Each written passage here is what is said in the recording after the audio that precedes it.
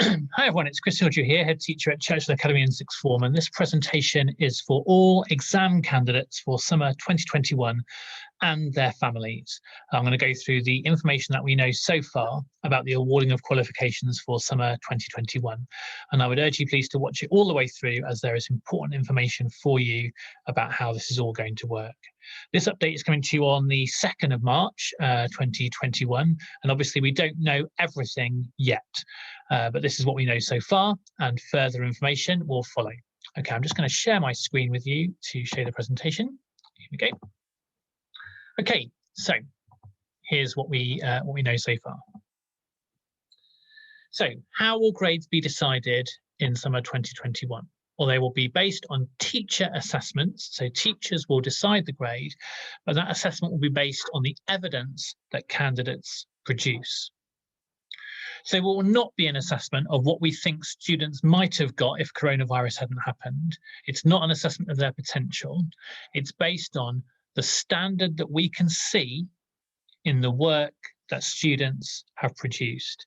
And we will need to compile an evidence base, a bank of evidence for each candidate in each course that we can show to the exam board, if required, to justify the grade that we're awarding.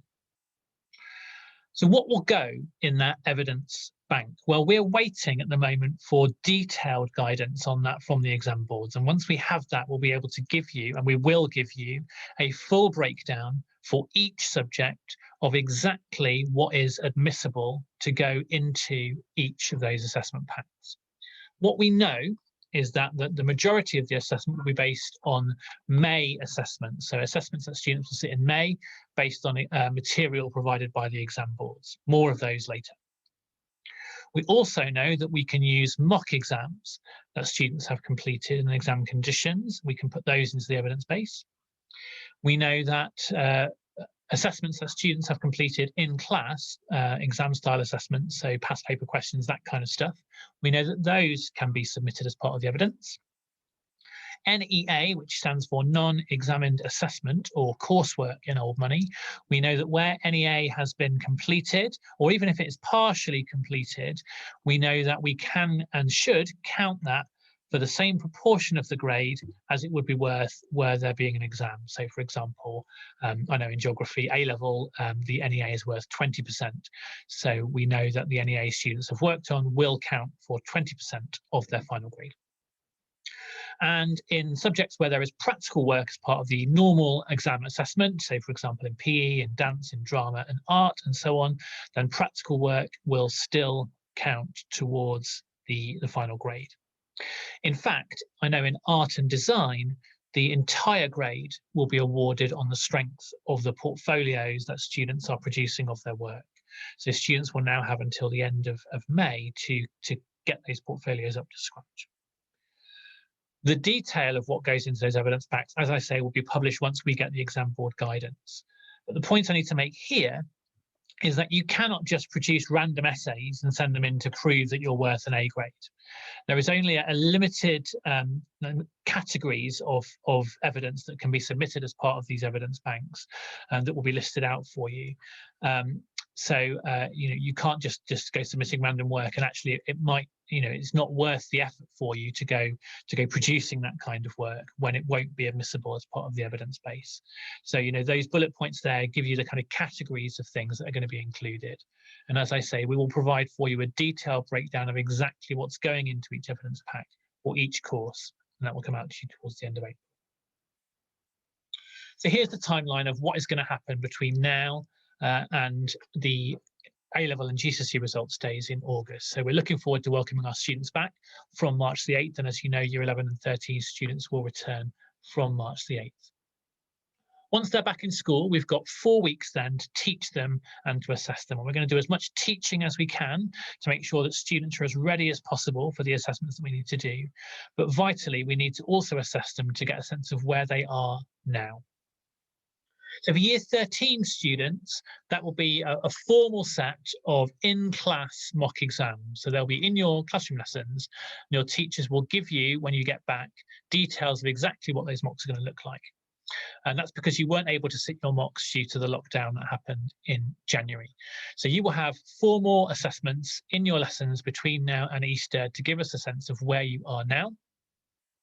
For year 11, you've already had a chance to do your mocks, so the teachers will be assessing you between now and Easter in an informal way. It might be past paper questions or practice assignments or maybe some practical work for you to do, just again to give us the evidence of where you are working at now. Then you've got the Easter holiday, 2 weeks to revise and prepare for what is ahead of you, and you return on the 19th of April for term 5. Now, we will send you the outcome of those term 4 assessments on the 23rd of April for year 11 and the 30th of April for year 13. So you will get a report home in Insight on the 23rd or the 30th of April that says, at the moment, this is the evidence, this is what grade we've got, this is the evidence for the grade that we've got at the moment. So we might say, you know, in maths, GCSE, grade 6, we've currently got evidence from the assessments that you've done so far that we can justify a grade 6 for you. Or for year 13, we might say, we currently have enough evidence to say that you are working at a grade B in this A-level subject. Now that means that by the end of April, you will have a baseline. You will know that we already have evidence of you working at this particular grade. And that, we hope, will give you a degree of confidence and reassurance. It will also then give you the opportunity to go into the May assessments, knowing where you're starting from, to show us that you can do even better. So if you know that you can do better, you know that there's particular things you need to work on, you've then got until May to sort those things out, to get those things nailed down and fixed, so that in the May assessment window, which runs between May the 10th and May the 28th, you are able to then show us evidence of that higher grade performance. We then submit the grades to the exam boards, and they process it all and check that we've got it all right, and they do lots of quality assurance, and we do lots of checks as well before results days, which, as you can see, is the 10th of August for A-level and the 12th of August for GCSE. We've had confirmation from UCAS that the 10th of August will also be the university offer day. So university offers through UCAS will also come through on the same day as your A-level results on the 10th of August. And likewise, sixth form offers will be confirmed on the 12th of August, which is GCSE results day as well. So what evidence will be used to support the award of these grades in the summer? Well, the majority of subjects, as I've said, will use the May assessments. And it's absolutely vital that you all complete those assessments in May so that we've got on paper evidence of the most recent performance that we have got. At the end of your A-level or GCSE courses, here is the evidence of what we've got. Underneath that will be a safety net of the mock exams and topic tests, etc. So if we would expect the May assessments in the May assessments for you to do better than you have done previously. We would expect for you to be working hard and to show that you can improve on the grades that you've already got. However, if for whatever reason in May it doesn't go to plan and you don't do as well, but we've already got a mock exam or a series of topic tests or enough evidence from elsewhere in the course to show that you are actually you are able to perform at a higher grade, then we'll be able to justify the award of that higher grade. And as I say, that will be on a subject by subject basis. So it will depend on the particular combination of evidence from each particular subject. But in the vast majority of cases, the performance that you put in those May assessments will form the bulk of the evidence that we use to justify the grade that we award in the summer. But that safety net is there because then it should only be possible for you to improve on the grades we've already awarded for you in your mocks and your progress checks. So if, for example, you've already got a C grade on your mock A-level, that's the least that you can expect because we know we've already got that mock exam paper in your evidence bank and that is already a grade C. And then in the May assessments, if you're able to do better, then we might be able to justify the award of a B or even higher. Now, as I say, that will vary from subject to subject. There's a whole variety of different assessments going on. We've got subjects with coursework and non-examined assessment built into them, so that will be factored into those subjects. We've got subjects where there's practical work like art and dance and drama and PE, and those will be factored into those subjects as well. And all of that will depend on the exam board guidance that we're expecting towards the end of March. So I'd ask you please just to bear with us as we wait for that guidance to come in, because that will enable us then to put together that detailed breakdown of exactly what goes into each subject's evidence bank. And we will publish that to you so that you will know exactly what is going on in each individual subject. We're not in a position to do that yet, and I'll just ask you to bear with us while we wait for that information to come out from each exam board. So these May assessments, what will they be like? Well, they will not be exams in the traditional sense. They won't be taking place in the exam hall. They'll be taking place in your classrooms as part of your regular timetabled lessons between May the 10th and May the 28th. They will be on topics that you've already studied. So if there's a topic that you know you haven't covered yet from the exam specification, we simply won't examine you on that topic. So it'll be topics that you already know. And they will be flagged in advance, so you will know exactly what is going to be on, which assessment and when. The style of questions, the area that we're going to be asking you about, you will know, everything about that assessment before you go into it. And your teachers will have the opportunity to teach you the material that you need ahead of that assessment, because they know what's on the assessment too. So we're really going to give you the best possible chance to show us what you can do in those May assessments by being able to prepare meticulously and carefully for what is on those papers. They will be in exam conditions, of course, within the classrooms. You'll be expected to sit in silence and complete them and not copy, and you won't be able to use, cheap materials. But we're going to give you the best possible chance of succeeding in terms of preparation for those assessments in May. Okay, in terms of results, we can tell you your mock exam grade, and if you're in year 11, you already know what that is on your progress check. We can tell you your progress check grade, and that will come out to you, as I said, in April, on the 23rd or the 30th of April. And we can also tell you how well you've done on the May assessments.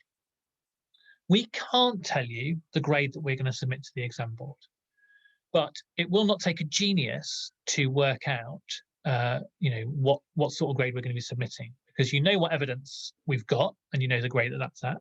You know what evidence will go towards the summer grade, and so I don't think it's going to take too much intelligence to figure out the grade that we're going to be submitting. And that will mean that exam results days in August shouldn't really hold too much of a surprise for any of you.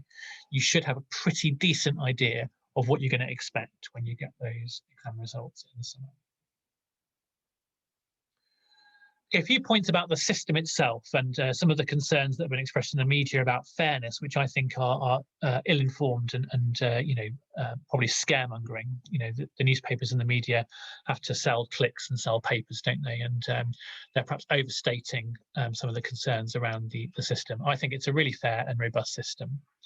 So, is it the case that students at Churchill will be assessed differently to other schools? Well, no, that's not the case.